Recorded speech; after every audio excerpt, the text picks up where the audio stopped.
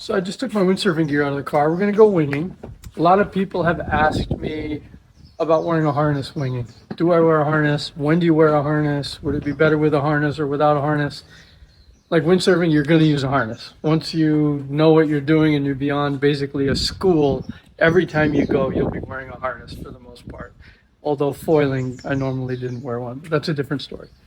So winging, obviously most people don't wear a harness, and you don't need a harness for the way the vast majority of people ride and the way the sport is growing and the different sort of genres of winging, especially in the racing realm. A harness becomes a bigger and bigger part of that equation. The larger wing you're riding, the more loaded you are, the more you're going to need a harness because your arms are going to just die and your hands are going to die. So we'll talk a little bit about when you'd use one, why would you use one, and the difference between like going on a 3 meter and going on a 6 meter in the exact same conditions.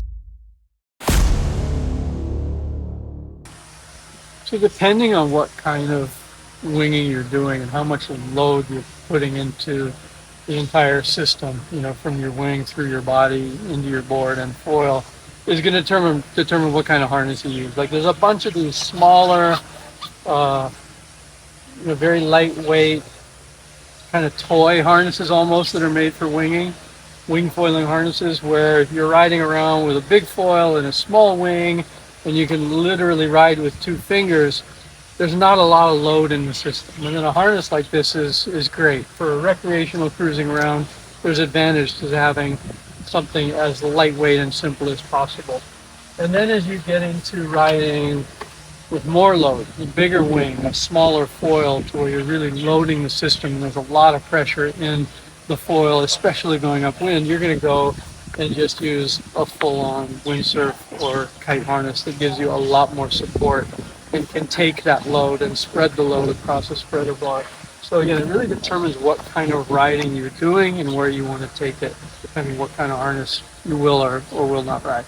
Again, you could ride every day without a harness, depending on how you're going to approach your riding. And if you do want to get into racing or whatnot, you're going to be in a full-on supportive harness. Okay, this is a really light wind day on Maui. It's either this light or there's nothing, right? It doesn't really get much lighter and still be trade wind. So it's perfect conditions to show this. What I'm going to do, I'm going to go out on a 3.5 and I'm going to go out on a 7. So double the square meter of the wing. And I've got 2 front wings to match. I'm going to use a 220 stabilizer on both. Obviously I could go to a bigger stabilizer as well to make even more lift, but we'll leave the back the same, using a 1040 HA and an 840 HA. You can see it's not a massive difference, but that's a huge difference in terms of foil lift and the amount of load that you can put into it. So that's pretty much my lightest air foil, and that's kind of an all-around everything. And so what I'll do is show I can pump up and get going on a 3.5 just fine with a 1040 and have fun. I can surf, pump, go upwind, go downwind, have a blast. And then on the 7, I'm going to be loaded up with a smaller foil and in the harness. And then in between those 2 extremes is where most people fall. And then you can determine if you want to ride with a harness or not. And if so, I'll tell you about harness line position and how it affects the wing, etc.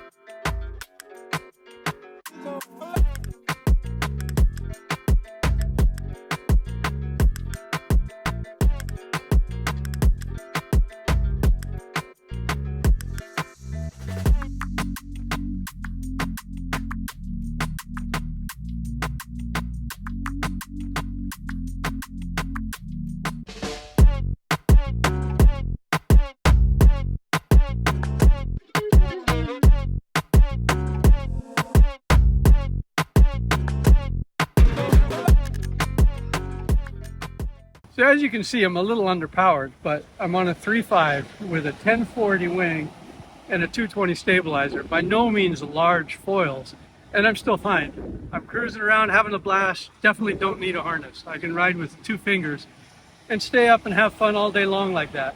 If I went to a 4.5 or a 5.0, it'd be a little more power, but probably fine all day long without a harness. And again, if I went to a 1240 or a 1400 or an even bigger foil, it'd be even easier to go, easier to stay up, easier to get up.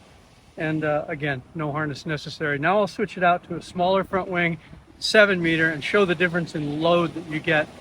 And then you can see why you'd use a harness in conditions where you're creating more power in that connection between the wing, your body, the board, and the foil.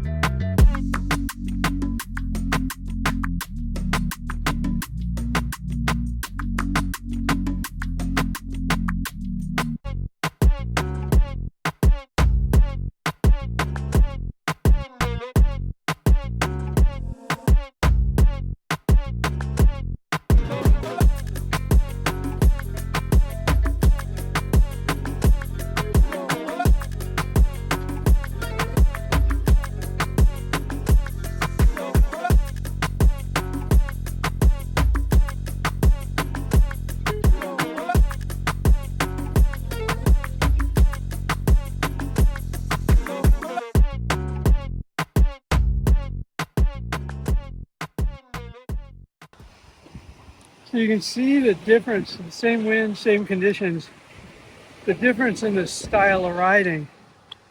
The bigger foil and the smaller wing being, more upright, cruisier, easier, definitely not as much load going into you with the 7 meter and smaller foil. Like I could ride like that for a while, but without being able to every once in a while hook in and give the arms a break, switch underhand, overhand, etc., session would be pretty limited. Because you can see on the 7, I'm jumping, I'm fully canted over, and have plenty of speed and tons of power, and that's when the harness really comes into play. And even if you're not using it a lot, like I don't use it off the wind, I don't want to die, crash, overfoil, fall into my wing and destroy it. You have to be careful when you're in a harness. But upwind, for example, which is when you're making the most load, the harness is nice because you can kind of crouch down, sit down a bit, get your weight off the board, really get into the wing, create some lift off your body, and you can really squirt to windward. So yeah, that's when I use it. Bigger wings. If I had to go from here to Hokipa upwind, 7 miles, I'd want a harness. Just cruising around, having fun, going upwind a little bit, flagging downwind, totally unnecessary. But obviously for even smaller wing, longer sessions, it'd be nice to be able to hook in once in a while and just kind of regroup, give your hands a break, etc. So that's the difference. So when you're winging, the vast majority of the load is being created when you're going upwind. So you're riding, high angle of attack, you're using your apparent wind of the wing to increase your speed and really pushing against the foil. And that's when the load increases into your body, into your arms, into your legs. That's the time to use the harness. Off the wind, as soon as you head off a certain amount off the wind, that pressure in the foil kind of disappears and you can go back to almost 2-finger holding. You'll get to a point, like if you're using a really big wing, where your apparent wind is coming around so that even downwind you're fully sheeted in. You're cranking over and loaded even on a really broad reach. There you may end up using a harness as well off the wind, but recreationally, not in a racing scenario, you're pretty much using it upwind, using it close reaching, and then when you're going downwind and off the wind, you're out and keeping yourself free. And also, crashing in the harness off the wind can be really gnarly. And you don't really want to be connected to your wing when you fall in that scenario where you're not sure what direction things are going to be going. And you could definitely break your stuff. So one thing for sure is I highly recommend that if you're still at the point of foiling, if you're a beginner, intermediate, don't even think of getting into a harness yet. If you're still falling in ways where you don't know what happened, like things sneak up on you and suddenly you're like upside down, you know, on your wing, laying backwards, wondering how you got there, or if you're overfoiling a lot, if you're overfoiling and coming down and slapping down and crashing that way, you don't want to include the harness into that scenario. You're going to crash, you're going to break gear. Wait until you've really got full dynamic control in both directions of what's going on, and you can anticipate if you're going to spin out, if you're going to overfoil, really have a good feeling for things, and then maybe introduce the harness into the equation after that. So the main difference wearing a harness is you can maintain that load to windward more consistently. Out of the harness, you're going to be moving around, you're going to be letting it go, you're going to be relieving the pressure every once in a while. You're more fluid without the harness. You can play with the pumps. You just can't do it consistently, like for a mile upwind. So over a big distance, your angle of attack is going to be better with a big wing, obviously, in a harness, because you can just maintain that load better for a longer time without getting tired. I'll show you without the harness real quick. It's really similar. Doesn't look a lot different, but I'll tend to have to take little breaks and not just be able to be loaded the entire time upwind.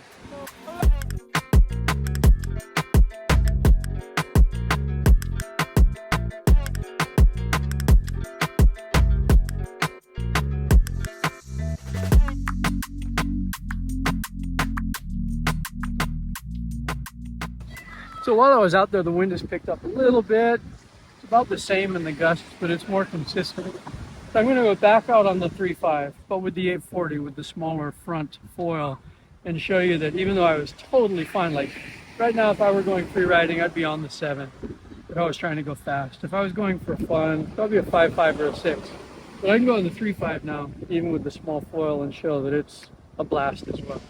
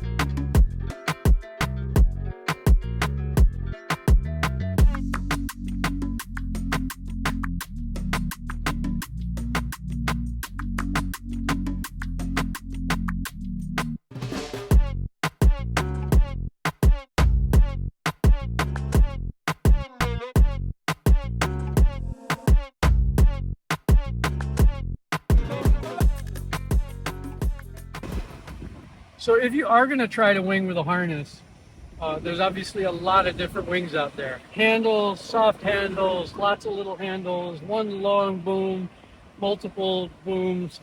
And so harness line attachment is going to be a variable. And I think what you'll find, at least what I've found, is the more you want to load the harness, the more you want to ride a big wing and power it up and go fast, and not so much just kind of cruise and take a little break once in a while, the further apart your harness lines want to be. Because even with an Envision Alula wing that's really stiff and can handle a lot of load, with the harness lines close together, you can feel the distortion of the wing.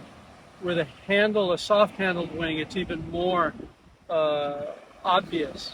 And so like if you do a single point in the middle harness line, you can put a little bit of load in it, but if you really lay into it, your wing is basically folding around that loading point. And it makes it really unstable, really slow, really twitchy. And so, you know, experiment, but don't think that a single point is going to be awesome. It just makes it really twitchy. You have a single boom, a little less so, but it's really hard to lay into that broad power band with everything being in one spot. So play with it, and again, be careful. You don't want to crash in the harness, because you have to remember these are sewn structures, right? It's an inflated bunch of material, and it can't take huge loads. Like if you crash and drive your wingtip down into the water with your whole body weight on it through the harness, something's got to give, and it's not going to be the harness. That's the cheapest part of the equation. So be careful, especially in the beginning, not crashing, bringing your weight down onto this expensive sewn, awesome thing that you're riding. So ride carefully and have fun.